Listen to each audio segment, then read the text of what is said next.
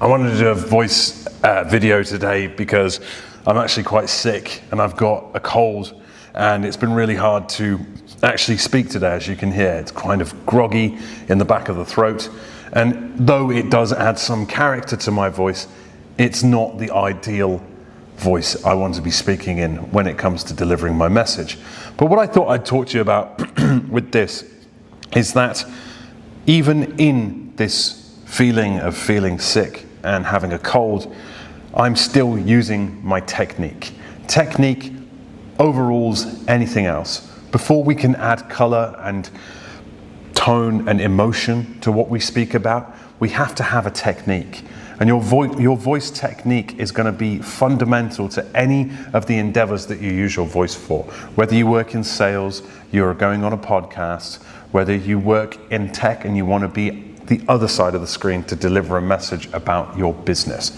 Whether you are someone who is working already in the public sector and public vicinity, but your voice isn't landing, you still need to have good vocal technique. This means you need to be supported by yourself.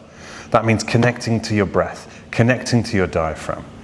You also need to be understood. Your words need to be shaped properly, which means the muscularity of your articulators needs to be on point so that you never stumble over your words. Sometimes to the point where you are over-exaggerating and over-enunciating the things that you want to say.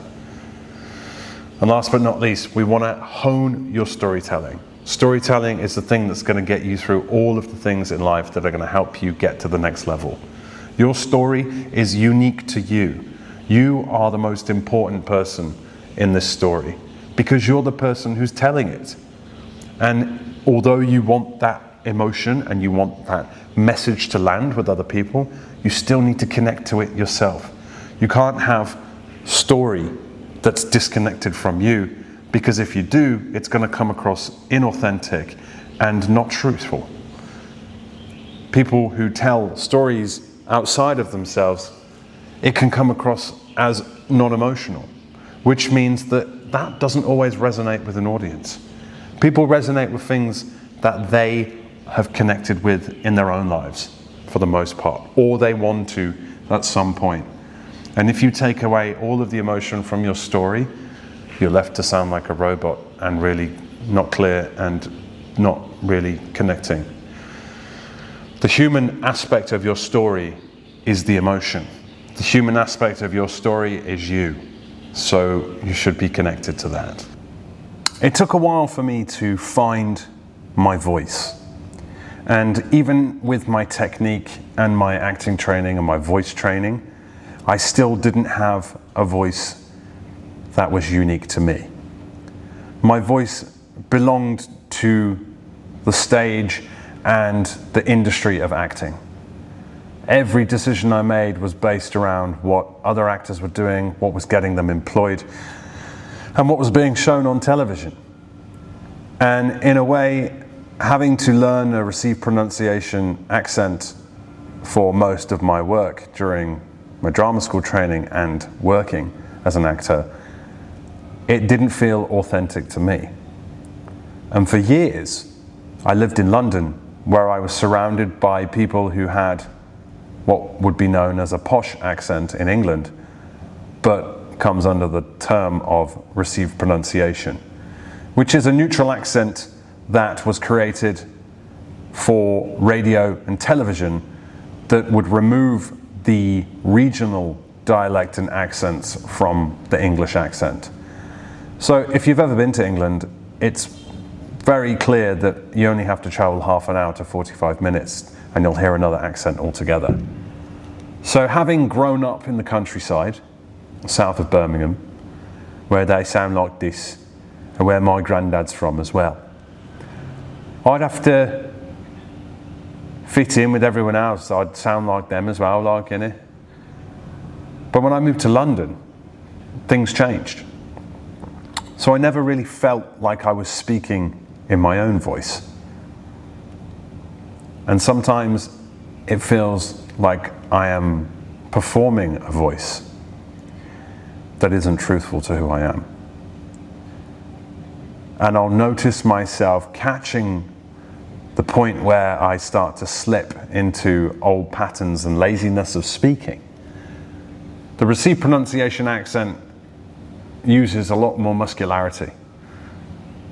It has different inflections, different tones than my original accent. Now, when I have a couple of beers, I start to sound a bit more like where I'm from. But after spending like 10 years in London, I then moved back to my hometown where I started to speak more like where I was from. And then leaving 2.5 years later and being now in Asia for the last 3 years, this received pronunciation or perceived posh English voice that people love and know has come back in. Yet it feels far more authentic to me now than it did back before, because now I just speak like this because it feels good to. And it's the intent and the backing behind it now is not to starve or fight for jobs that I don't particularly want anyway. There are moments in my life where I've been very non-verbal and been unable to speak at all.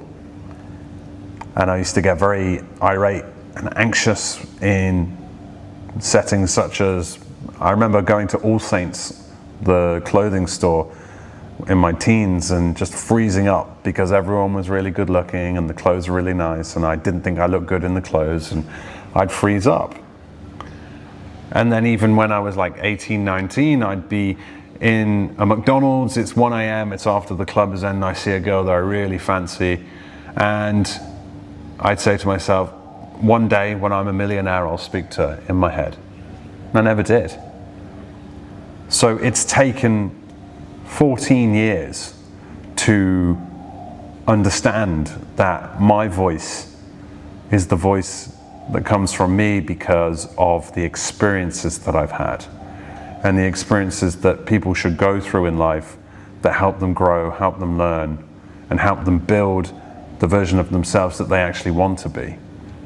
And as a child, I had this imaginary friend called Bird who was charismatic, knew exactly what to say, was always very on it and clear, very flirty and great in their words. And I realize now that that was me the whole time.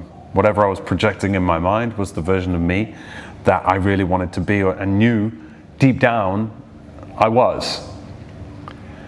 And that came out when I allowed myself to take the risk, leave my hometown, move to the other side of the world, and throw myself headfirst into solo living.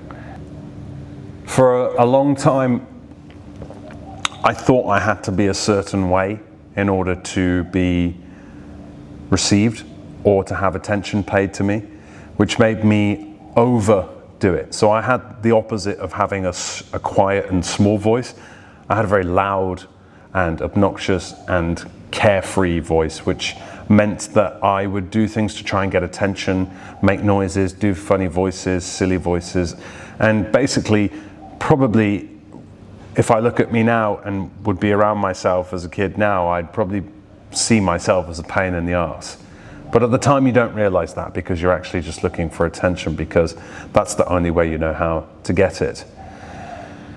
And now I know that I don't need to do that, and there's value in the words that I choose to speak. And there's an underline there under choose, is that I am choosing how I speak and what I say more effectively now, because I'm developing just as much as I'm helping other people develop. I start to learn to develop myself as well.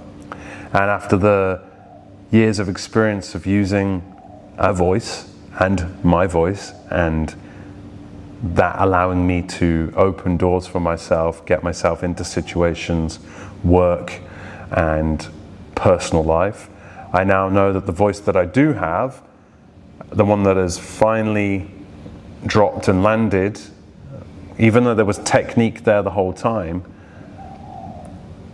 I now have more authenticity to myself, I think. And a lot of people have the opposite. They're fully authentic, they're fully truthful, but they don't have technique. So that's what I'm working with people on now, is that they are whole, wonderful, great, amazing people with amazing talents, great careers, but the technique is lacking.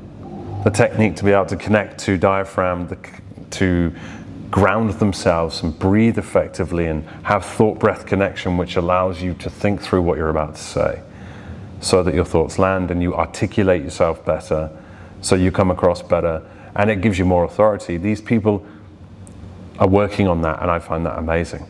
So they're finding their voice technique, and they're finding a voice that sits where they could be heard, understood, it's clear, and they don't have to perform. And we get to play with it. So I'm really enjoying that right now. And I think that the only way is to really dive headfirst into this sort of thing. And I've done that myself. I've invested my time, I've invested my money into drama school training, I had a career. So these things have shaped me, and now the voice that I'm using these days feels real, and yeah, it makes me smile actually. So thank you for watching. It's a short one this week.